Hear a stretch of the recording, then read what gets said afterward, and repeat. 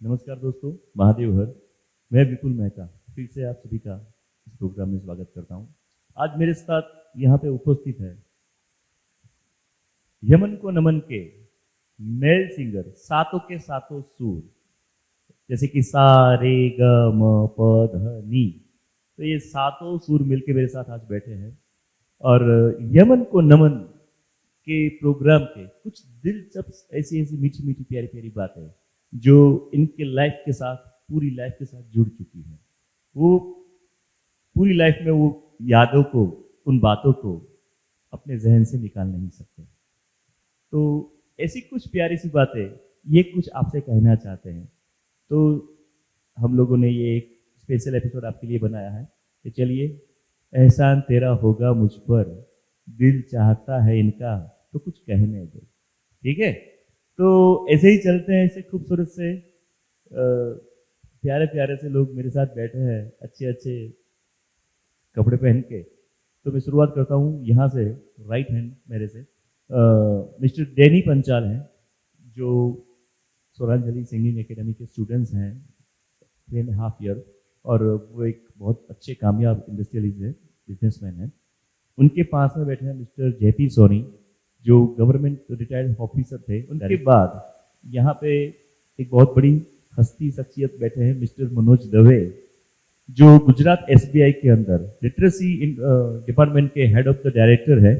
और ये भी 2-2.5 साल से स्वरांजलि सिंगिंग एकेडमी के स्टूडेंट्स हैं। अभी मेरे पास बैठे हैं जिनको सब आप पहचानते हैं, डॉक्टर अरविंद कोठिया, जिनका एक और नाम है कुमार साहब, यानी सब लोग उन्हें कुमार कह के भी बुलाते हैं।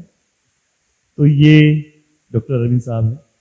अच्छा, मेरे लेफ्ट साइड सबसे पहले मिलिए स्वरांजलि के सबसे सीनियर और पुराने स्टूडेंट्स, मिस्टर राजपाल भाटिया, जो अभी फिलहाल रिटायर्ड है, मगर अपने जमाने में एक कामयाब बिजनेसमैन थे। उनके पास बैठे हैं मिस्टर चिंतन पटेल, वो भी एक बिजनेसमैन है, और 2-2.5 साल के ऊपर से ये स्वरांजलि सिंगिंग एकेडमी के स्टूडेंट्स हैं। और उनके पास बैठे हैं मिस्टर भावेश शाह, वो भी एक कामयाब और बहुत बड़े इंडस्ट्रियलिस्ट हैं। उनका खुद का अच्छा खासा बिजनेस है, और बिजनेस करते करते भी वो साथ में संगीत में बहुत अच्छी सी रुचि रखते हैं। ये बहुत बड़ी बात है।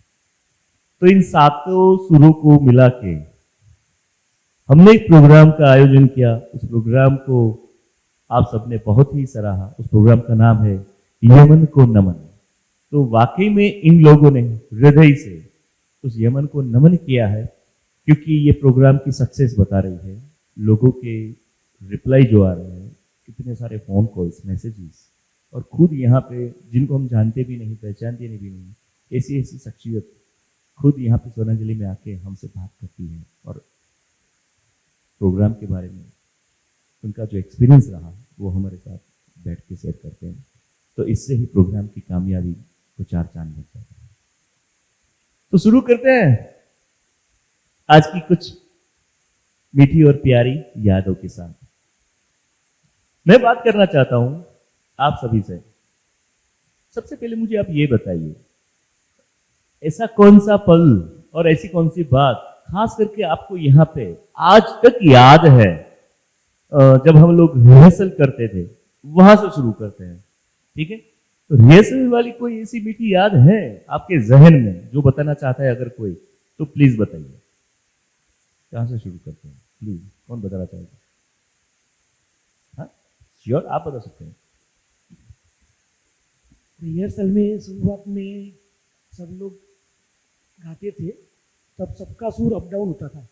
तो सर शुरुआत में बहुत गुस्से होते थे। तो राजपाल भाई ने एक दिन बोला कि इतना गुस्से मत हो, क्योंकि आपकी सेहत बिगड़ेगी। तो सर ने 2-3 दिन तक तो शांत रहे, क्योंकि उसने सबके सुर ज़्यादा डिगमा गए। फिर राजपाल भाई ने ही बोला, नहीं सर, आपको डंडा तो लेना ही पड़ेगा, नहीं तो सुर नहीं आएगा सबका। तो तब से फिर सब सर ने भी वो अपना ओरिजिनल जो उनका है डंडा की ताकत वो बताई, सबके सुर लाइन में आ गए।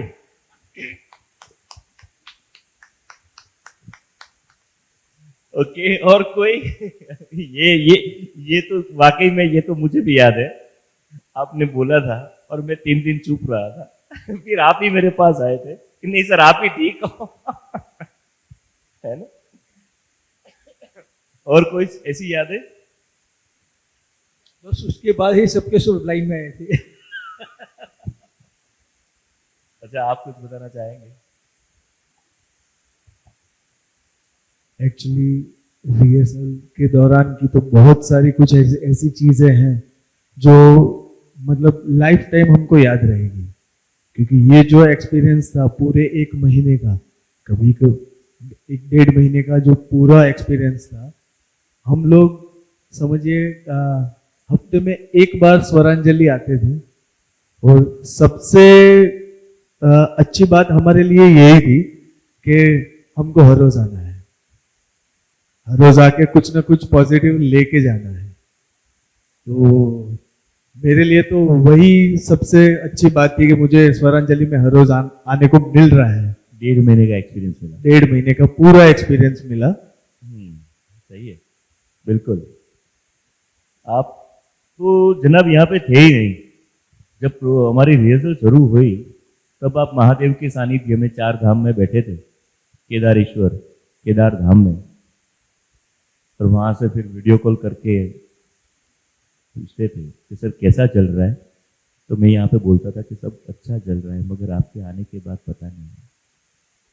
बिल्कुल सर, उस टाइम केदारनाथ पे ही थे 4 धाम में, तो वहाँ से वीडियो कॉल करके जो पार्टिसिपेट जो थे वो रिहर्सल जो कर रहे थे, तो उससे वहाँ बैठे बैठे सीख रहे थे हम कि कैसे जो मेलोडी जो कर रहे थे मेल में, तो कैसे करना है वो ऐसे सीख रहे थे।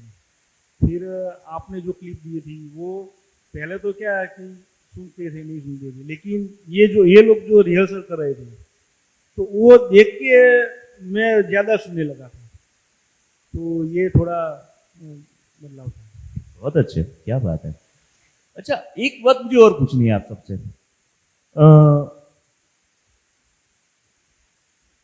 ये जब मैंने अनाउंसमेंट किया था,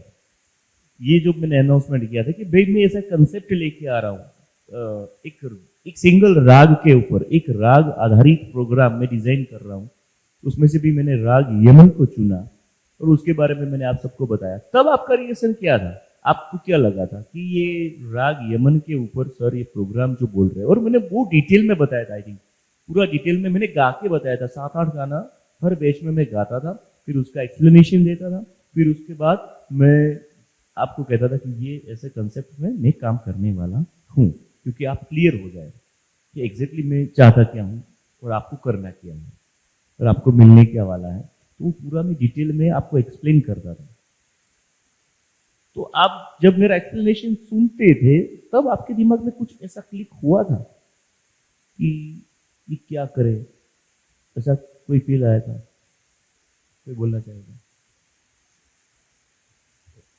आपने सर जब थोड़े गाने गा के सुनाए और फिर कुछ अपने तरीके से मैंने थोड़े स्टडी किया, मतलब गाने सुने, तो मैं बहुत एक्साइटेड था और थोड़ा डर भी था कि भाई गा पाएंगे कि नहीं गा पाएंगे। कुछ क्लासिकल बेस भी थे और कुछ पुराने भी थे, तो थोड़ा ये भी था, लेकिन एक्साइटेड बहुत था कि एटलीस्ट इस शो में पार्ट तो लेना ही है, लेना चाहिए मेरे को। क्या बात है। और तो सर जिस दिन फिर आपने ये किया कि भाई ये डेट से हम रजिस्ट्रेशन चालू करेंगे, तो मैंने कोमल मैन को फ़ोन किया और फिर मैं यहाँ ऑफिस पे आके और नाम लिखवाया, तो कोमल मैन ने बोला कि भाई आपका नाम सबसे पहले आपने लिखवाया है। तो मैं अपने आप को बहुत भाग्यशाली और खुश नसीब समझता हूँ कि सबसे पहला नाम मेरा लिखा गया उसमें, और कोइंसिडेंटली शो में सबसे पहला सॉन्ग भी, गाना भी मेरा था। और एक और खास मैं अपने आप को खुशनसीब समझता हूँ कि मेरी बेटी शो के अंदर पार्ट ले सकी। हाँ हाँ, तो वो यहाँ आई थी अमेरिका से, तो मुझे अपने आप को बहुत बड़ा भाग्यशाली समझता हूँ। तो थैंक्स टू यू तो गुरु जी, और इसीलिए मुझे पता है इनकी बेटी का नाम श्रुति है, मैं उसको अच्छे से जानता हूँ। जब भी वो यहाँ पे आती है अहमदाबाद ऑस्ट्रेलिया से, तो मुझे रेगुलर मिलने आती है, बोलती है कि मेरे पापा को आप संभालते हैं, मेरे पापा का ध्यान रखते हैं, इसलिए आपका बहुत बहुत शुक्रिया। मैंने बोला बेटा ये हमारे वडील है, इन सब की छत्र छाया में हम लोग बस ये काम किए जा रहे हैं, और इनकी पॉजिटिविटी भी बहुत मायने रखती है, तो इनकी बेटा चिंता मत करो। तो ये बहुत टाइम से बोल रहे थे कि मैं अपने गाने का जो रिकॉर्डिंग होता है, संडे वाले सॉन्ग्स होते हैं, मैं अपनी बेटी को बच्ची को भेजता हूँ, वो सुनते हैं। मगर सर एक ख्वाहिश तो है कि मैं उन्हें रूबरू में अपने गानों के जरिए मैं बताना चाहता हूँ कि मैं क्या गाता हूँ। तो परमात्मा ने इनकी झोली में ऐसा मौका डाला कि बेटी इनकी यहाँ पे इंडिया में अहमदाबाद में थी और इनका प्रोग्राम टागोर हॉल में था। क्या बात है, ये कोइंसिडेंस ही था सर, कोई सीरियस नहीं। ये उसकी आने की डेट्स मैच हो गई प्रोग्राम के साथ, तो ऊपर वाले की महादेव की कृपा रही, हाँ, इसी वजह से वो आ सकी और प्रोग्राम भी अटेंड किया उसने। क्या बात है, बहुत अच्छा। तो एक बेटी के लिए इससे बड़ा तोहफा क्या होता है, और बाप के लिए भी इतना बड़ा तोहफा क्या होता है कि खुद जिसको वो सुनाना चाहता है अपनी लाडली को, वो खुद ऑडियंस में सामने प्रत्यक्ष बैठ के अपने पापा को सुन रही थी। वेरी गुड, यही है कृपा। और कोई एक्सपीरियंस शेयर करना चाहेगा भाई? मैं सर एक्चुअली म्यूजिक से जुड़ा हुआ हूँ, काफ़ी सालों से म्यूजिक से सुनता हूँ, शो भी अटेंड किए हैं काफ़ी। बट जब पहली बार सुना कि एक राग पे आधारित पूरा प्रोग्राम है, तो मुझे काफ़ी सरप्राइज हुआ और रोमांच भी बहुत हुआ कि ये प्रोग्राम पता नहीं कैसा होगा। इसलिए मैंने इमीडिएटली अपना ये रजिस्ट्रेशन करवाया और इमीडिएटली बोला कि मुझे इसमें पार्ट लेना ही है और एक्सपीरियंस करना है कि कैसा रहता है। और एक बात और बोलूँ कि मेरा ऑफिस गांधीनगर है, जाता हूँ वहाँ पे, शाम को आता हूँ और सिर्फ आपका आदेश हुआ कि भाई शाम को 6 बजे आपको आना है ये प्रैक्टिस करने, तो मैं मतलब इतना मैग्नेट है अपनी स्वरांजलि एकेडमी या फिर यमन राग में, तो इमीडिएटली वो घर पे साथ गाड़ी वाड़ी छोड़ के इमीडिएटली यहाँ पे दौड़ा आता, कुछ खाना पीना कुछ भूल के, सभी खाना पीना यहाँ हो जाता था। So it was very excellent experience. मैं बताऊं मनोज जी, जब मुझे पता चला कि आपने नाम रजिस्टर करवाया, मैं तो ये बंदा रेगुलर सैटरडे बैच में भी अटेंड नहीं कर पाते, तो इतना टाइम कैसे निकालेंगे? मुझे पता है कि आप छुट्टी में आते हैं, अल्टरनेट सैटरडे आते हैं, तो अभी सेकंड सैटरडे और फोर्थ सैटरडे आपका रेगुलर यहाँ पे अटेंडेंस रहता है, मगर रोज का 6 बजे शार्प यहाँ पे पहुंचना ये मुमकिन मुझे नहीं लग रहा था कि आप मैनेज कर पाओगे। मैंने सोचा इनका ये शुरू का उत्साह है, एक आध वीक में ठंडा हो जाएगा, फिर वो नहीं आ पाएंगे। मगर मैं सैल्यूट करता हूं आपके जज्बे को और आपकी पसंदगी, और दूसरा आपने जो ये प्रेम रखा है, श्रद्धा रखी है कि नहीं मुझे गाना ही है, मुझे ये पार्टिसिपेट होना ही है। और मैं देख रहा था कि सबके साथ आप भी टाइम टू टाइम 6 बजे शार्प आ जाते थे और सबके साथ मिलजुल के इतना सीरियसली प्रैक्टिस करते थे, रिहर्सल करते थे। वो देख के मैं अंदर से समझ रहा था कि नहीं, इनके अंदर वो संगीत के प्रति पूरा समर्पित भाव है और प्रेम भी अद्भुत है। बहुत अच्छे, सही बात है। Thank you. स्वरांजलि का ये सब प्रताप है, एक्चुअली मुझे काफ़ी अच्छा लगा यहाँ पे आके।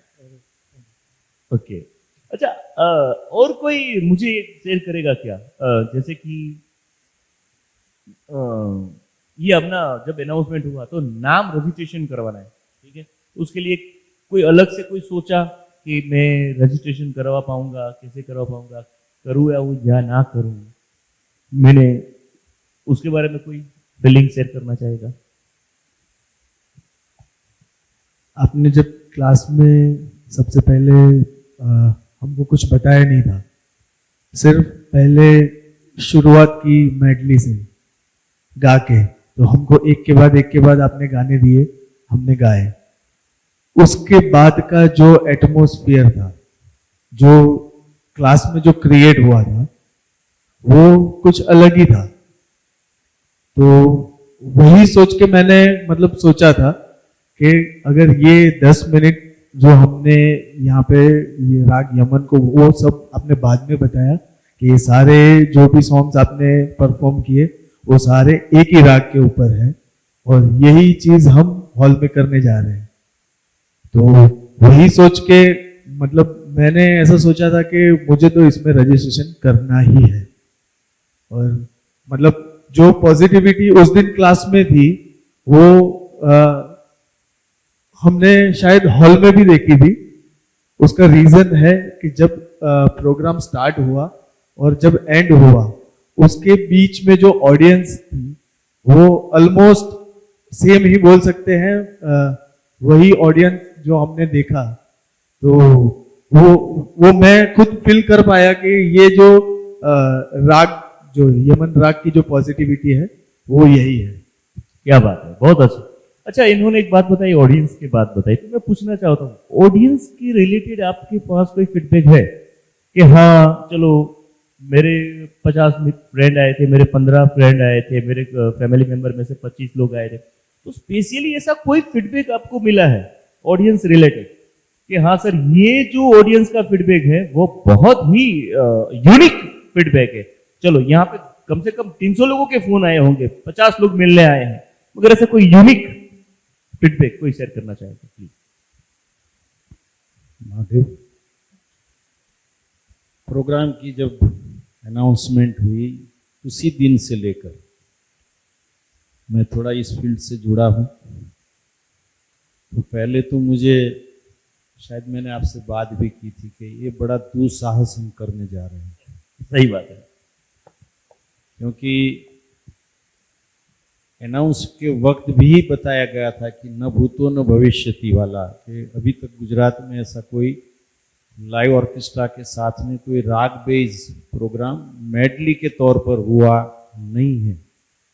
तो उसी दिन से थोड़ा फिक्र में भी थे, चिंता में भी थे, कैसे हो पाएगा, कैसे कर पाएंगे, उन सारी बातों को लेकर ऑलवेज मेरा तो रजिस्ट्रेशन एब्सोल्युटली होता ही होता है। और आपने जो बात बताई ऑडियंस की, प्रोग्राम के दिन की, मैंने काफ़ी सर्च भी किया था यमन के रिलेटेड। तो उस दौरान पता चला था कि यमन जो राग है वो पर्टिकुलर, अगर उनको यमन कल्याण, यमन और सिर्फ कल्याण को अगर आप सुनो तो वो सुकून देने वाला राग है, ऐसा बताया जाता है कि सुकून देने वाला है।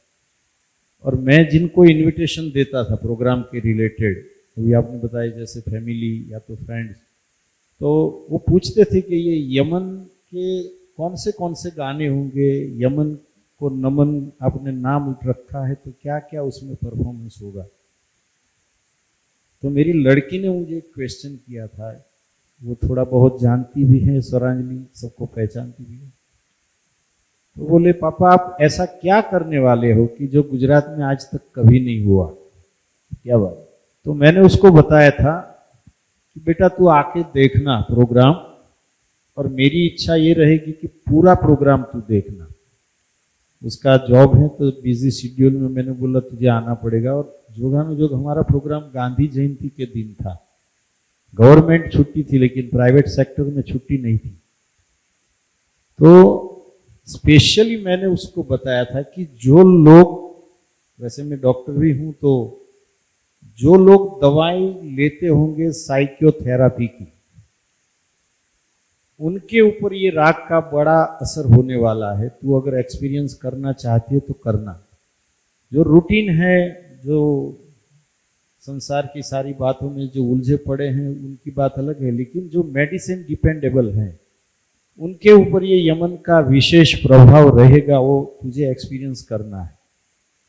और सर आप मानोगे नहीं, प्रोग्राम के बाद मेरी लड़की ने तो नहीं बताया, लेकिन लड़की की सांस जो थी उसने बताया कि खुशबू तीन मेडली, जो फीमेल मेडली, मेल मेडली और ड्यूएट मेडली, तीनों मेडली में लिटरली वो खुद सो गई थी।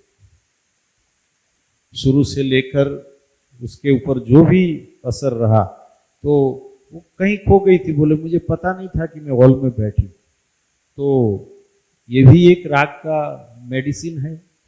Music is medicine for brain ऐसा बोलते हैं, लेकिन ये यमन को तो हमने प्रत्यक्ष देखा कि ये भी एक मेडिसिन। यमन का जो भाव और उसका जो गुण है वो मन को शांत करता है, आनंद प्रदान करता है। रात्रि के पहले प्रहर का ये राग है तो डेफिनेटली ये एक सुकून दे और शांति आपके मन के विचार को शांत करता है। इस राग की ये ताकत है, तासीर है। तो सही बात है, ये घटना घटी होगी, अच्छी बात है, अच्छी बात है। सेंसिटिव लोगों पे ये घटना पहले घटती है। जो लोग इमोशनल होते हैं, सेंसिटिव होते हैं, उनको ये सुर ज्यादा असर करते हैं। सही बात है। अच्छा, और कोई फीडबैक देना चाहेगा? हॉल में इतने सारे आपके ग्रुप्स के आए थे। मैं बताऊँ? हाँ जी जरूर। शो खत्म होने के बाद मेरी वाइफ और बेटी तो स्टेज पर आए थे, तो मैं, लेकिन मेरे थोड़े इनवाइटीज जो थे जिनको मैंने कार्ड दिया था, तो उनको मिलने मैं हॉल से बाहर चला गया। मैं हॉल से जैसे ही बाहर निकला और उनकी तरफ मुड़ा तो पीछे से एक आवाज आई, साइकिल साहब। तो पहले तो मैंने कहा यार फिर, लेकिन मैंने वो मुड़ के देखा तो बिल्कुल अनजान बंदा था। वो होगा मेरे ख्याल से 65 के आसपास के होंगे वो। तो उन्होंने वो मतलब वो किया कि भाई साहब आपने बहुत अच्छा गाना गाया, थैंक यू। मैंने कहा तो ये मेरे लिए अवार्ड ही था तुमको, मेरे लिए तो। हाँ बिल्कुल, वो मेरे लिए अवार्ड था तुमको। इसी बात को मुझे याद है, 2-3 लोग नॉन थे आफ्टर प्रोग्राम ग्रीन रूम में चले आए थे तो बात कर रहे थे। तो आपका ये गाना तो ठीक है, एक और मुकेश जी का आपका एक डुएट था। डुएट था, तुम चल रहे हो हम चल रहे हैं। वो भी उन्होंने बोला कि सर कई सालों के बाद ये गाना हमको सुनने में आया है और ये बड़े बड़े स्टेज पे ये गाना आजकल कौन लेता है। तो वो तारीफ कर रहे थे कि आपके जो गानों की चॉइस है, और इनको ढूंढ रहे थे पर ये मिले नहीं, फिर अभी बोल रहे एक बार, मगर वो इनको ढूंढने आए थे कि भाई वो साहब कहाँ है। बहुत ही बढ़िया गाया, तुम चल रहे हो हम चल रहे हैं, मगर दुनिया वालों के दिल जल रहे हैं। मुकेश जी का बेहतरीन डुएट सॉन्ग इन्होंने गाया और वो लोग ऐसे बोल रहे थे कि कितने सालों बाद ये गाना आज हमको सुनने को मिला है आपकी बदौलत। तो ऐसे भी फीडबैक मिले हैं। तो आप हाँ कुछ बोलना चाहते थे? एक्चुअली ठाकुर हॉल में मेरे सिविल हॉस्पिटल के जो ऑफिसर्स और मेडिकल पैरामेडिकल ऑफिसर लगभग 50 लोग आए थे। तो उन लोगों ने तो सराहा। एक्चुअली आज मैं सिविल हॉस्पिटल गया था तो उसमें से 1-2 गाने मुझे गाने पड़े और बहुत खुश हो गए।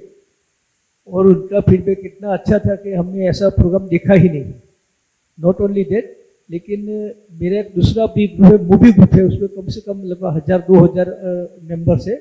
उसमें से मेरे एक फ्रेंड प्रफुल्ल भाई पटेल करके आए थे, जो मैंने गुरु जी से बात भी कराई थी। तो वो प्रफुल्ल भाई पटेल स्पेशली शो देखने के लिए अहमदाबाद से बॉम्बे कहीं पे वो बहुत सारी जगह पे जाते हैं, लेकिन उन्हें भी साहब गुरु जी को बताया कि that was a wonderful program. ऐसा प्रोग्राम उन लोगों ने कभी देखा ही नहीं। और गुरु जी के बातचीत के दौरान उसकी वाइफ ने उनके हस्बैंड से फोन ले लिया हाथ से और साहब से बात की कि बहुत अच्छा प्रोग्राम था। अभी जो बात हुई वो गुरु जी बताएंगे कि एक्चुअली क्या उनका कन्वर्सेशन रहा। Please sir. मुझे याद है प्रोग्राम खत्म होने के बाद हम लोग चाय पी रहे थे और इनके फोन में फोन आया था। वो मूवी ग्रुप के प्रेसिडेंट है और वो बात कर रहे थे, मगर बीच में से उनकी वाइफ ने फोन खींच लिया उनके हस्बैंड के हाथ से और अपना इंट्रो देने लगे। मुझे नाम एग्जैक्टली याद नहीं है, वाकया याद है मुझे। तो उन्होंने बोला कि सर मैं शम्मी कपूर साहब की बहुत बड़ी फैन हूँ। मैं अहमदाबाद से लेकर बॉम्बे तक चाहे 5000 का टिकट हो तो भी हम लोग शो देखने जाते हैं और शम्मी साहब के गाने पे मैं झूमने लगती हूँ, नाचने लगती हूँ, अपने आप को रोक नहीं सकती। बाकी गाने मुझे बहुत कम पसंद होते हैं, उसमें मैं डांस नहीं करती। तो मुझे ये याद है उन्होंने बोला कि आपके सारे गानों पे पहले से लेके आखिर तक तो उसमें झूमती रही झूमती रही झूमती रही। ये उन्होंने मुझे खास बोला था आपके फोन में जब बात आया था। तो ऐसे ऐसे फीडबैक जो हमें पहचानते भी नहीं, जानते भी नहीं, तो ये ये हमारे लिए सौभाग्य की बात है, परमात्मा का जो ये आशीर्वाद हमें मिल रहा है इनडायरेक्टली। अभी सैटरडे को इनके फ्रेंड आए थे डॉक्टर नरेश नायक, वो भी एसबीआई में आंबावाड़ी ब्रांच के ब्रांच मैनेजर थे। वो भी, आप भी बताइए ना, आपके फ्रेंड थे तो। मेरे काफ़ी फ्रेंड्स आए थे, काफ़ी मतलब सीनियर बैंकर्स आए थे सुनने के लिए, और उसमें कुछ तो मतलब ऐसे थे जो काफ़ी सालों से जुड़े हुए हैं म्यूजिक के साथ। काफ़ी लोग गाते भी हैं, बजाते भी हैं, और काफ़ी एक्सपीरियंस लोग हैं। वो लोग 2-3 दिन बाद जब उनका फ़ोन आया मेरे ऊपर, तो मतलब भी ऐसा प्रोग्राम हमने आज तक देखा नहीं है। और प्रोग्राम में सॉन्ग सिलेक्शन से लेके और अपना जो ड्रेसिंग है, पूरा उसका डेकोरेशन है इसका अपना टैगोर हॉल का, कि ऐसा हमने आज तक देखा नहीं। वो लोग रेगुलरली एवरी हॉल में शो अटेंड करते हैं, सुनते हैं, बट अपना जो शो था दैट वाज वेरी यूनिक और बहुत ही तारीफ। आज तक मेरे को फोन आ रहा है कि हमको बहुत अच्छा लगा है। क्या बात है, बहुत अच्छा। हाँ भावेश जी। में हमारे लगभग फ्रेंड्स और रिलेटिव्स मिल गए थे, 100+ लोग आए थे। उसमें काफ़ी लोग ऐसे थे जो म्यूज़िक में 25-30 ईयर्स से जुड़े हुए। तो उन्होंने जो बताया कि ये प्रोग्राम हमने अभी 30 साल में कभी देखा नहीं है। जिस तरह से सॉन्ग सिलेक्शन था, सॉन्ग एक के बाद जो आ रहा था, सीक्वेंस थी सॉन्ग की, वो भी एक अद्भुत था। तो उनको जब से आए तब से लास्ट तक वो रुके थे। मतलब वो बता रहे थे कि हमने आज तक ऐसा प्रोग्राम में पूरा रुकते नहीं है, 1-2 घंटे देख के निकल जाते हैं, लेकिन ये प्रोग्राम में जब से आए तब से एंड तक सब लोग रुके थे, सबको बहुत मजा आया। तो प्रोग्राम छोड़ने की इच्छा ही नहीं हुई उनको। उसमें कई ऐसे भी थे जो क्लासिकल सीखे हुए थे, उनको भी बहुत अच्छा लगा कि ये जो सॉन्ग का सिलेक्शन था वो बहुत अद्भुत था। क्या बात है, थैंक यू, बहुत अच्छे। हाँ जी। मेरे जितने भी गेस्ट आए थे उन्होंने सबने एक फीडबैक दिया है कि आपका दूसरा शो कब है, और हमको बुलाना भूलना नहीं। आई थिंक आपके भी कोई बोल रहे थे, नहीं, आपके कोई इनवाइटी थे, क्या नाम था? याद नहीं है सब, मेरे थे इनवाइटी, तो उन्होंने बोला था कि भैया अभी नेक्स्ट शो जब भी करना तो मुझे बुलाना मत भूलना। हमें मत भूलना। हाँ, ऐसे आए थे फीडबैक, हाँ, राइट। मेरे कजिन रिलेटेड हैं, अब हाँ। मुझे याद आया। वो भी एसबीआई में से रिटायर्ड हुए हैं, और मेरे ख्याल से आज वो अमेरिका भी जा रहे हैं। अच्छा, तो उन्होंने कहा था मुझे कि नेक्स्ट जब भी करना तो मुझे बुलाना मत भूलना। क्या बात है। तो ये ऐसे तो बहुत सारे फीडबैक आएंगे। हम लोग अगर बात करने पे, हाँ बोलिए। वैसे तो दो ग्रुप थे मेरे। एक ग्रुप ऐसा था कि उनको सॉन्ग वगैरह में कुछ इंटरेस्ट नहीं था, लेकिन ये जो था हमारा यमन को नमन, ये यमन राग क्या होता है वो जानने के लिए वो ग्रुप आया था। कपल आए थे, 10 कपल थे। तो फिर वैसे तो चले जाने वाले थे बीच में छोड़ के, लेकिन ये जो आखिरी तक वो बैठे। फिर निकलने के बाद बोला कि जितने भी ऐसे राग बेज या जो भी प्रोग्राम हो आपका, तो हमको जरूर ये पास देना। फिर दूसरा एक कपल था जो एक स्वयं सेवक, आरएसएस का स्वयं सेवक था, उनकी वाइफ स्वयं सेविका थी। स्वयं जो उनकी वाइफ थी वो तो हमारे संघ के काफ़ी गीत गाती रहती है, लेकिन ये जो यमन राग क्या है वो जानने के लिए आए थे, और उन्होंने ये काफ़ी सारे उन्होंने सीखा कि ये क्या है, कैसे गाते हैं।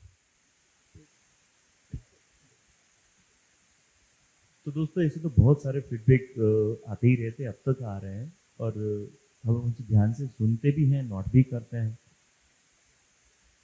तो ये एक यमन की ही पावर है, यमन का है। हमने कुछ किया नहीं है। देखिए, हमने अभी भी बोल रहा हूँ मैं, हमने सिर्फ मेहनत की है, सुरों को अच्छे से संवारा है, उनको कैसे प्रेजेंट करना है उसके ऊपर हमने काम किया है। बाकी जो कुछ भी करामत जो की है, जादूगरी जो की है, वो हम तो कुछ कर नहीं सकते। वो राग यमन की ही ताकत है, वो राग का ही एक ओरा बन रहा था वहां पे, वो राग का ही एक प्रभाव पड़ रहा था वहां पे, उसकी ही छाया वहां पे डेवलप हो रही थी, और उसी छाया के अंतर्गत इन सबको यमन के सुर स्पर्श हो रहे थे, उनके हृदय तक पहुंच रहे थे। तो ये जो पावर है, ये जो ताकत है, ये जो फीडबैक जो मिल रहे हैं, हम सोच रहे हैं कि हमने किया है, नहीं, बट मैं कहना चाहूंगा कि हमने सिर्फ एफर्ट्स डाले हैं, बाकी का 10% एफर्ट आई थिंक हमने डाले हैं, बाकी का 90% जो काम है वो यमन खुद ने किया। इसीलिए मैं ये जो टाइटल रखा वो वही रखा कि हाँ, उनको नमन, यमन को नमन।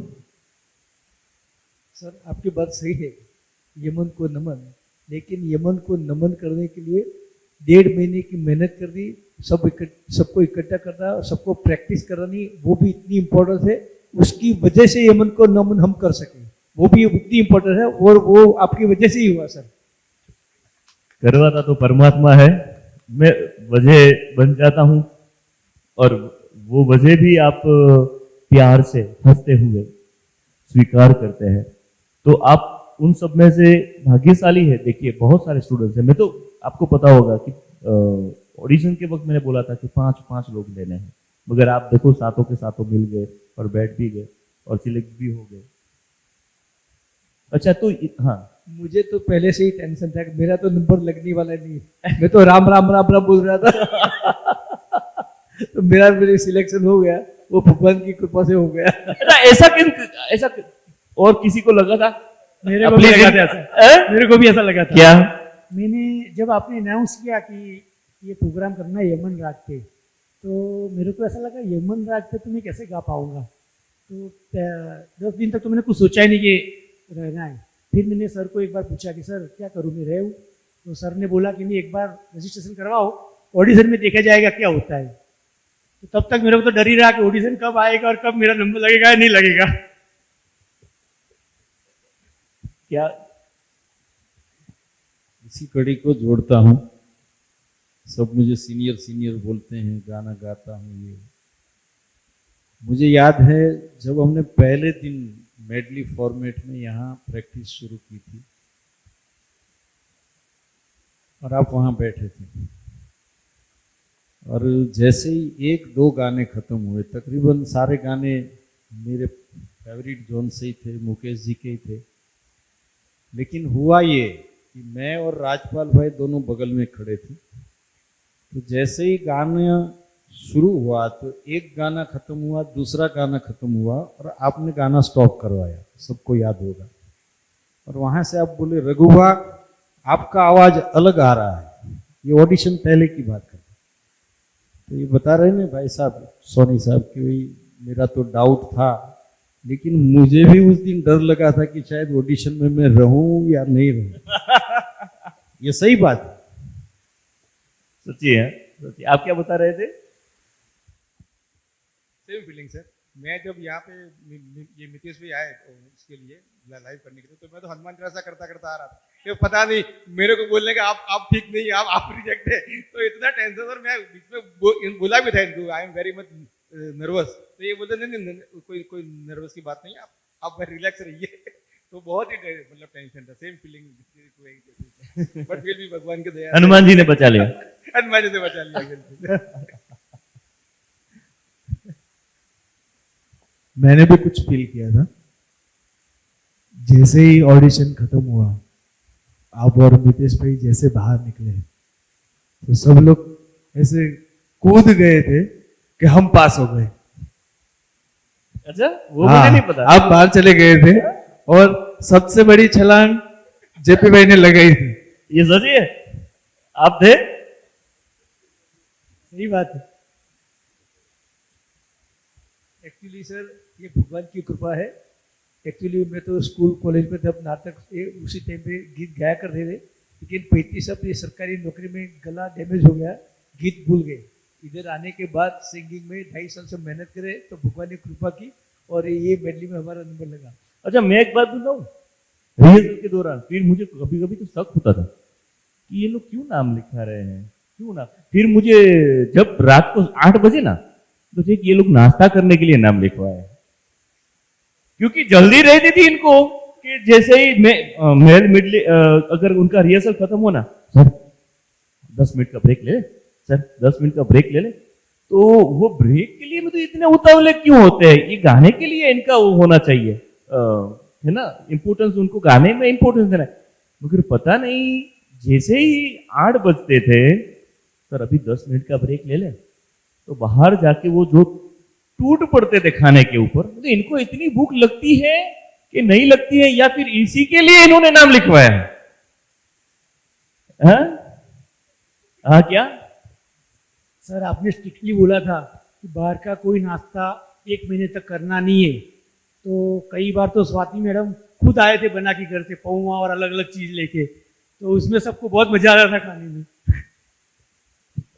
ठीक है, क्या कह रहे हैं आप? एक्चुअली चाय की तो तलब रहती थी कोमल बहन की, लेकिन साथ में थोड़ा ये भी होता था कि भाई खाना रोज कुछ न कुछ वैरायटी मिलती थी, तो वो भी एक अट्रैक्शन तो था ही सी। आज कुछ नया आने वाला है। मुझे डाउट तो हो गया था, मैंने स्वाति को बोला था कि भाई तू इन लोगों के लिए ना कुछ नया नया ला के मत बना, उनका ध्यान गाने में कम, खाने में ज्यादा रहता है। हाँ तड़प सर इसलिए रहती थी कि घर पे वो पाबंदी थी वो नाश्ते वगैरह में, और इधर मिल जाता था, अच्छा, वो भी एक हो सकता था। ये भी रीजन था। अच्छा एक मैं एक बात बताऊं, ठीक है, चलो ये तो हो गया, ठीक है। आप लोगों ने पार्टिसिपेट किया, ओके, आप लोगों ने टागोर हॉल में परफॉर्म भी किया, ठीक है। अच्छा तो क्वेश्चंस मेरे दिमाग में कई बार ऐसे उठते हैं, आप ही क्यों, आप ही क्यों? बहुत सारे सिंगर्स छूट गए हैं जो ऑलरेडी स्वरांजलि परिवार के हिस्सा है और अच्छा गाते हैं। आप इतना एफर्ट लगा के इतना अच्छा गा सकते हो, तो वो तो ऑलरेडी बेटर सिंगर है, तो वो इतना एफर्ट डालते तो क्या रहता। तो वो आपको कुछ ऐसे फीडबैक मिले जो आप शेयर करना चाहते हो कि वो कुछ ना कुछ निजी वजह से, ठीक है, टाइमिंग की हो चाहे कोई भी हो, ऐसे निजी वजह से अगर पार्टिसिपेट नहीं कर पाए और आपको फीडबैक मिला हो, या फिर आप पार्टिसिपेट कर पाए और वो नहीं कर पा रहे, तो उनके लिए आपको सोचना है।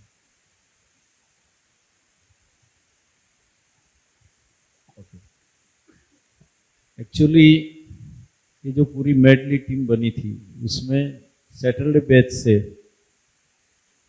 आउट ऑफ 14th में से 9th लोग थे। तो हमारी बैच में एक दो जो लोग छूटे, जो पार्टिसिपेट नहीं कर पाए, बैच की बात करें, उसमें तो हमारा छोटा भाई, हमारा दोस्त संजोग से यूएस था, तो वो पार्टिसिपेट नहीं हो कर पाया और प्रोग्राम के दिन ही उसका यहाँ अराइवल हुआ। लेकिन अदर देन सैटरडे बैच जो हमारे सीनियर हैं, मंगलवार वाले, और हमारी बैच के भी एक दो लोग, तो उन्होंने बताया कि हम बड़े कमनसीब रहे कि हमने रजिस्ट्रेशन टाइम पे नहीं करवाई, और टीम बिल्टअप होने के बाद हमको लगा कि हम अगर हिस्सा लेते तो अच्छा था। प्रोग्राम के दिन भी उन्होंने फीडबैक दिया कि आप सब लोगों ने बड़ी कड़ी मेहनत करके ये प्रोग्राम को अच्छा बनाया है, अगर हम ये गलती न करते तो अच्छा था कि हम रजिस्ट्रेशन के टाइम बताया था, डेडलाइन बताई थी, वो टाइम अगर हम कर लेते।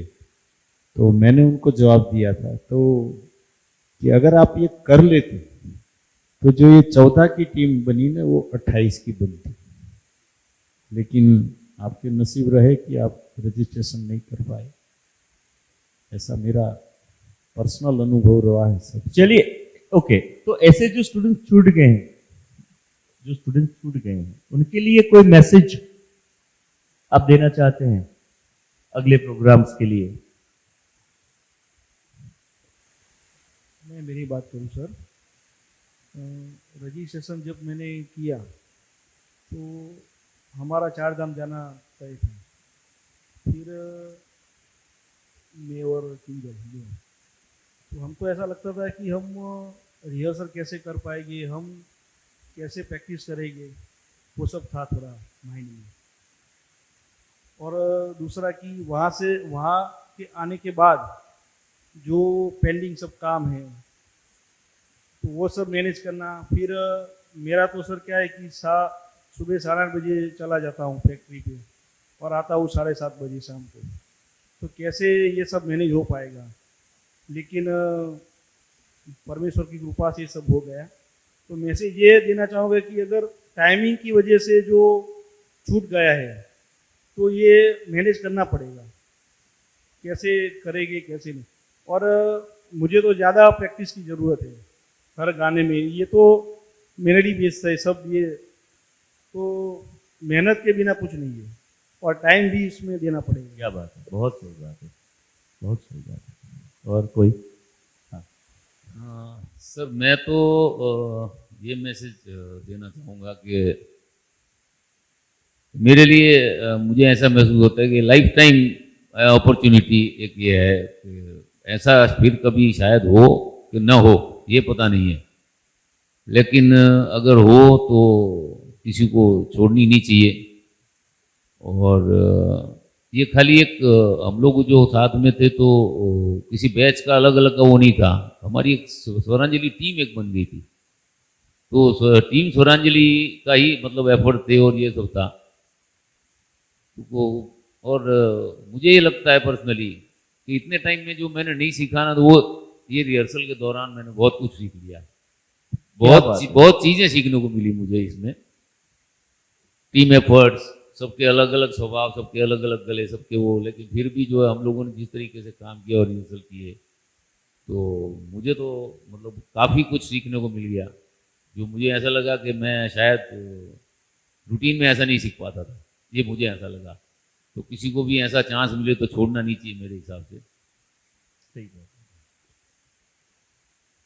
आप ओमकार करते हैं, मैं बोलता हूँ आप ओमकार कीजिए, रोज 20 दिन कीजिए, तो ओमकार करते हैं वो भी साधना है। ये भी आपकी रोज की एक टाइम की, यानी रोज 6 बजे मिलना, इकट्ठा होना और एक ही राग के ऊपर काम करना, तो ये साधना से कम नहीं था, ये भी साधना ही हो रही थी कि आप जो एफर्ट्स डाल रहे थे वो एक राग के ऊपर एक ही टाइम रोज मिलना और काम करना, ये बहुत बड़ा बिल्कुल सर, बिल्कुल ठीक बात है।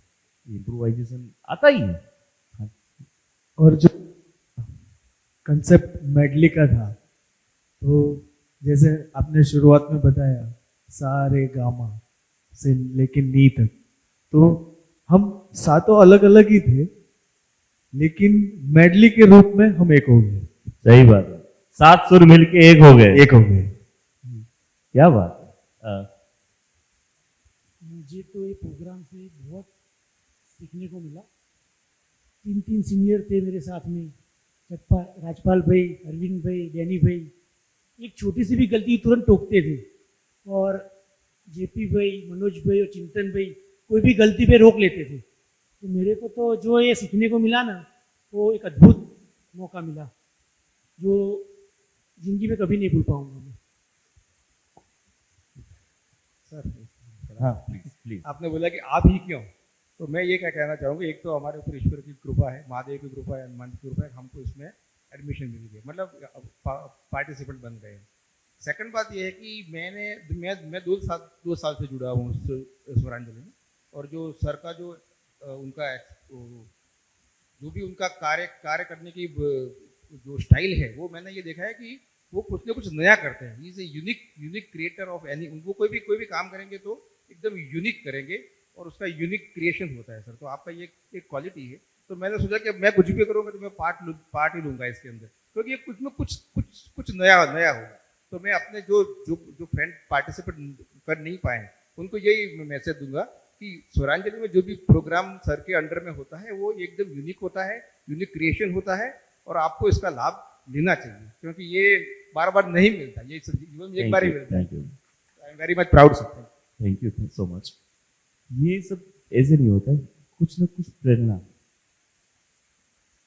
पहले तो जब मिलती है तो उसे सद्भाव से, अपने संपूर्ण भाव से मैं उसको स्वीकार भाव से अपने अंदर उतरने देता हूँ। वो प्रेरणा के रूप में फिर एक कंसेप्ट, यूनिक कंसेप्ट, तो बाद में मुझे पता चलता है कि ये यूनिक है कि नहीं है, बट एक कंसेप्ट उतरता है, तो उसको मैं ईमानदारी से आपके समक्ष रजू करता हूँ कि ऐसा करे तो कैसा है। फिर आप उसे दिल से स्वीकारते हैं, एक्सेप्ट भी करते हैं और मेरा साथ देते हैं, तो फिर ये प्रोग्राम वाकई में एक रूप ले लेता है, जीवंत हो जाता है, जो एक प्रेरणा के रूप में, एक विचार के रूप में, एक अंश के रूप में जो मेरे जहन में आया और फिर रूबरू जीवंत हुआ, बाहर प्रत्यक्ष हुआ, तो वो परमात्मा की प्रेरणा से लेके आप सबके एफर्ट तक का मिला जुला रूप होता है। तो उसी सब के लिए भी आप सबका भी बहुत बहुत धन्यवाद मैं देना चाहूंगा। अच्छा, एक बात मैं और बताऊं, प्रोग्राम जब टागोर हॉल में खत्म हुआ, राइट, पूरा हुआ, प्रोग्राम खत्म होने के बाद की कोई फीलिंग शेयर करना चाहेगा कि चलो हाँ, कौन? खत्म होने के बाद सबसे पहले तो मैंने ये देखा कि हॉल पूरा भरा हुआ था। लास्ट मतलब कोई जो पहले शुरुआत में जो आए थे सभी लोग लास्ट तक रुके हुए थे। तो एक अपने लिए प्रोग्राम का, सर का और सबके लिए एक गर्व लेने की बात है कि सब लोग रुके। सही बात है। मैं तो सर प्रोग्राम पूरा हो गया, रात को सो गया, 2 दिन आराम किया और तीसरे दिन अम्बा जी माता जी को याद कराया, सैल्यूट लगाने जाना पड़ेगा। मैं गाड़ी लेकर लाल दरवाजा गया और अम्बा जी मंदिर को एक श्रीफल चढ़ाए और प्रोग्राम के सक्सेस के लिए और उसके बाद फिर तीसरे दिन टीका आराम किया, शोरूम बंद रहेगा। ओके, टाइम वाकई में बहुत कम है अपने पास, बहुत कुछ बातें मीठी मीठी हो गई है, बातें तो बहुत है, बहुत सारी ढेर सारी यूनिक बातें हैं हम लोग जो जानते हैं, मगर वक्त की कमी है तो इतना हम लोग नहीं बोल सकते। फिर भी अगर मैं 1 मिनट के लिए आपको माइक दूं तो 1 मिनट मिले, अगर आपको 1 मिनट मिले तो आप पूरा सारांश क्या देना चाहते हैं? जल्दी से चलिए, 1 बाय 1 कहां से शुरू करें? कहां से शुरू करना है? हाँ, मेरे लिए बताओ। It was a wonderful program, one of the best program in Gujarat state. Last 7 साल में नागपुर में, उसके बाद में गुजरात, अहमदाबाद, टागोर हॉल में हुआ।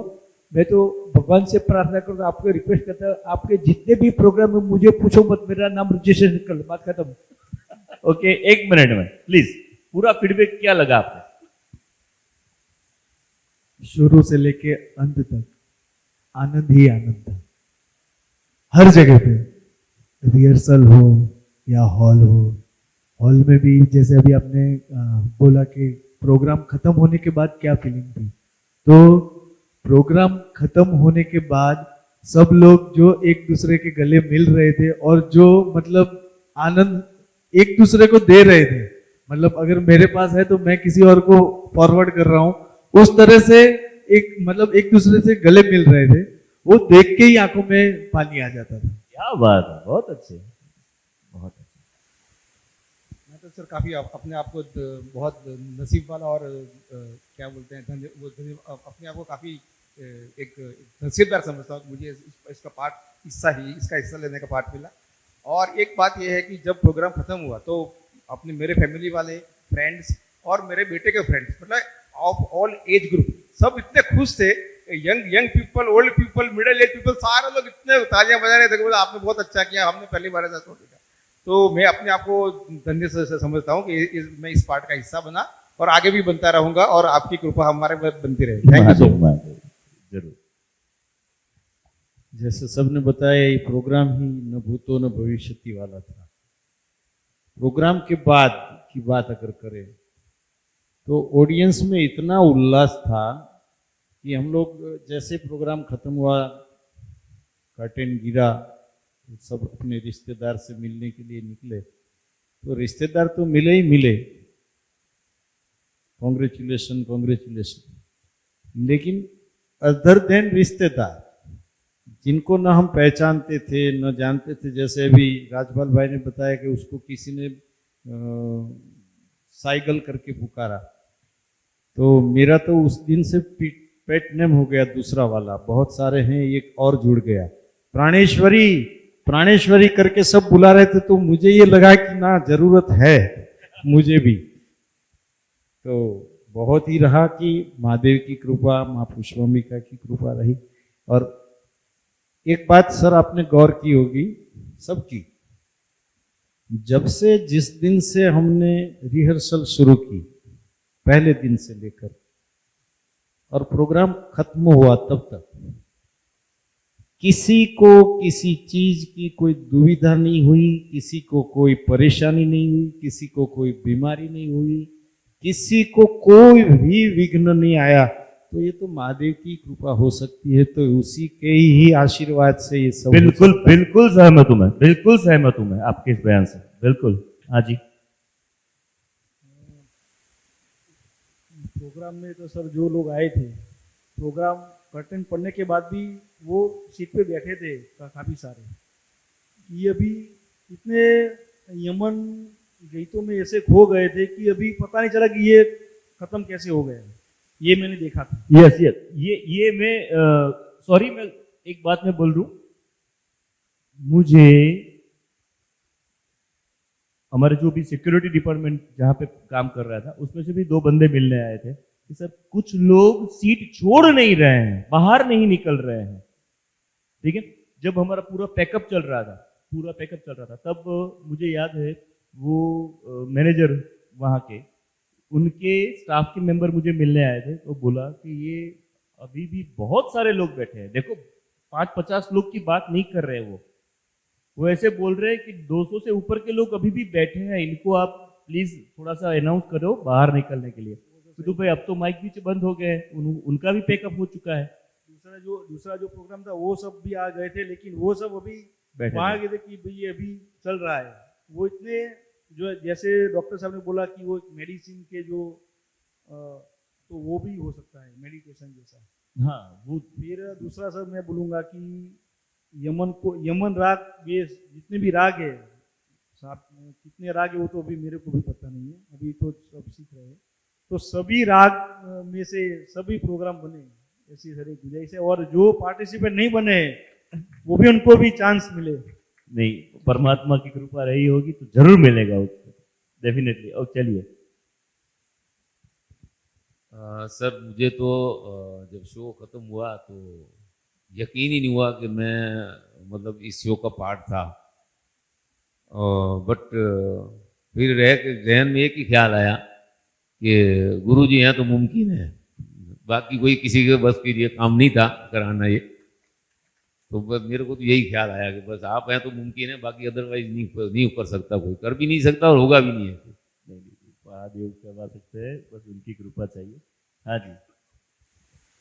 प्रोग्राम पूरा हुआ, खत्म हुआ, उसके बाद सब लोग रिलेटिव्स फ्रेंड मिलने आए। सबको सरप्राइज हुआ कि भावेश ने गीत गाया स्टेज पे। क्या बात। इडली गया तो भी सब लोग ऐसा बोल रहे थे कि आपने गीत गाया यूँ। सबको ऐसा लगा कि जिसने भी गीत गाया, कोई ऐसा नहीं लगता था स्टूडेंट है, सब प्रोफेशनल सिंगर हो ऐसा लगता था। सबका फीडबैक में ये आया था, एक प्रोफेशनल सिंगर गा रहे ऐसा ही सबको लगा। तो मैं तो एक खुशनसीब समझता हूँ कि मेरे को ऐसा स्टेज पे खड़े रहने का मौका मिला, मेरे लिए बहुत बड़ी बात है। सही। लास्ट बात मैं बताऊँ, लेकिन जो मैं कहना चाहता हूँ ये है कि पूरी जिंदगी का भी जो लास्ट एपिसोड है हमारा, तो हम भगवान को प्रार्थना करते संगीत में ही जाएं, और वो सबसे बहुत बड़ी बात कह दी आपने। हमने तो घर में बोल दिया है पूरी जिंदगी आपके नाम थी, बाकी की दिन मेरे नाम है, मैं गीत में ही जाऊंगा। सही बात है। ये जो पॉसिबिलिटी हुई वो सही में सर की बहुत मेहनत थी। 1.5 महीने तक सर ने जो भोग दिया है वो कुछ बोल ही नहीं सकते, उसके लिए कोई शब्द ही नहीं है।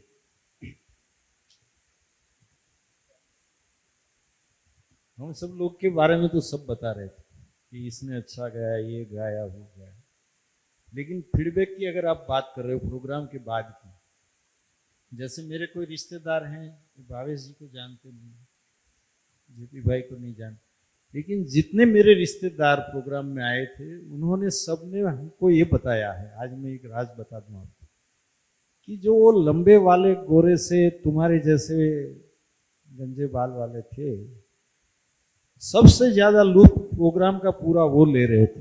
ये वाह, बहुत एंजॉय कर रहे थे आप गाने को, बहुत एंजॉय कर रहे थे। सही बात है। प्रोग्राम सक्सेस अपना हुआ, उसमें हम तो सब हैं, आप भी हैं, बट उसके अलावा भी कोमल बहन है जो रात रात तक भी बैठते थे और हम लोग बाहर बातें करते तो बोलते अरे बता मेहनत करो, गाओ, क्या मजा बातों करो छो। उनका भी बड़ा बड़ा योगदान है, स्वाति मैडम का भी योगदान है, काफी रात को पौवे बनाने वगैरह। तो आपको सबके salute and thank you so much. पूरी मेरे परिवार की मेहनत रही है इसमें। डेफिनेटली मैं यहाँ पे आपके साथ पूरी मेहनत करता था, तो वो भी बाहर का जो पूरा मैनेजमेंट थे, मेरे कांधे से कांधा मिला के कोमल मैडम पूरा ध्यान रखते थे, सबका खाना पीना, चाय पानी, कोई किसी को कोई प्रॉब्लम हुआ है तो उसका क्या सॉल्यूशन लाना है, किसी को कोई दूसरी कोई तकलीफ है तो उसका कैसा सॉल्यूशन देना है, तो वो हर एक चीज पे मैं यहाँ पे इसीलिए फोकस कर पाता हूँ ना काम पे, कि बाहर का मुझे टेंशन नहीं होता। बाहर पूरा मैनेजमेंट वो एक बहुत ही सोच समझ के हर बात को अच्छे से सॉल्यूशन और सुलझाती थी, तो उनके लिए तो बहुत बहुत ढेर सारे प्रणाम, सैल्यूट बनता है कि नहीं वो है, तो हम लोग अपने काम को कॉन्सेंट्रेट कर सकते हैं। सॉरी सर, बीच में आपको रोक रहा हूं। एक कहावत है कि एक सक्सेस पर्सन के पीछे उनकी औरत का, उनकी माँ का या उनकी बेटी का या उसकी वाइफ का हाथ रहता है, ऐसा बताया जाता है। और कहावत बड़ी है कि सक्सेस के पीछे आदमी की सक्सेस। अगर आपके ऊपर ये कहावत बने तो मैं ये समझता हूं कि सिर्फ ये नहीं बनेगी कि एक आदमी की सक्सेस के पीछे उनकी वाइफ है, लेकिन एक नई कहावत मैं आज से जोड़ रहा हूं कि अगर किसी को बताना है आपको तो ये बताए कि विपुल भाई की सक्सेस के पीछे सारी फैमिली है, और ये हमने फील किया है। हाँ हाँ, पूरा फैमिली है डेफिनेटली। पीछे फैमिली, आगे महादेव, बीच में ये बंदा, और कहा जाएगा, करेगा ना कुछ नया धंधा।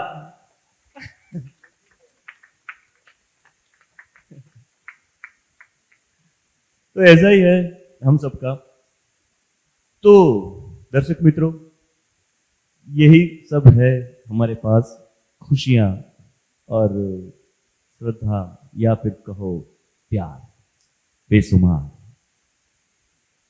तो मगर आप सबको नहीं लगता कि जैसे फीमेल में यमन की कुछ अच्छी सी पंक्तियां सुनाई थी, तो क्या इनको हम छोड़ दें? नहीं छोड़ सकते। मैं एक बात बताऊं, ये छोड़ने भी नहीं है, गाने के लिए कब से उतावले हैं। चलिए तो फिर सुनते हैं इनके मुख से राग यमन आधारित एक दो पंक्तियां, ठीक है?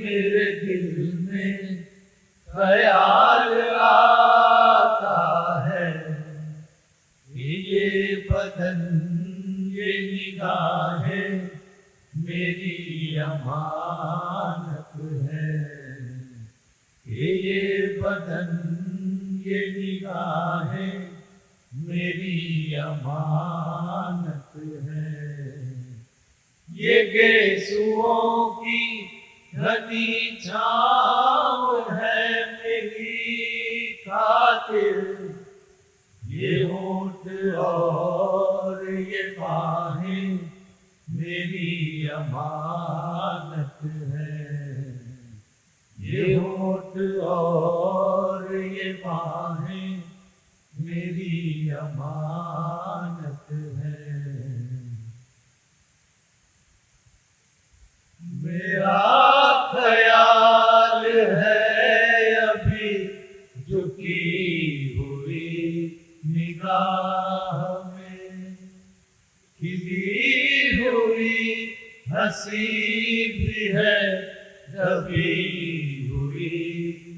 चाह में मैं जानता हूँ मेरा नाम गुनगुना रही है वो, मैं जानता हूँ मेरा नाम गुनगुना रही है वो, यही ख्याल है मुझे के साथ आ रही है वो शाम कुछ अजीब थी, ये शाम भी अजीब है, वो कल भी पास पास थी, वो आज भी करीब है, वो शाम कुछ अजीब थी।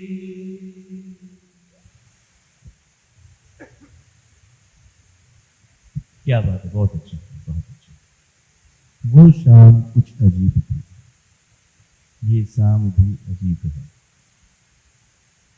दोस्तों, यही था हमारा सफर यमन को नमन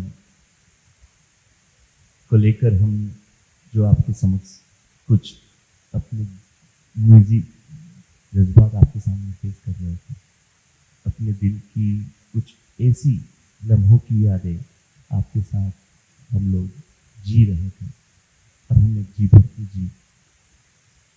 अब कुछ दिनों में ही, बहुत जल्द, ये प्रोग्राम आप YouTube में भी देखेंगे। पूरा प्रोग्राम आपको देखने को अवश्य मिलेगा। अगर किसी ने भी चैनल सब्सक्राइब नहीं किया है तो तुरंत ही वो अपना YouTube में Swaranjali singing academy and studio लिखेंगे तो हमारा चैनल दिखेगा, उसको सब्सक्राइब कर लीजिए ताकि जब ये प्रोग्राम रिलीज हो तो उसका नोटिफिकेशन आपको जरूर मिले।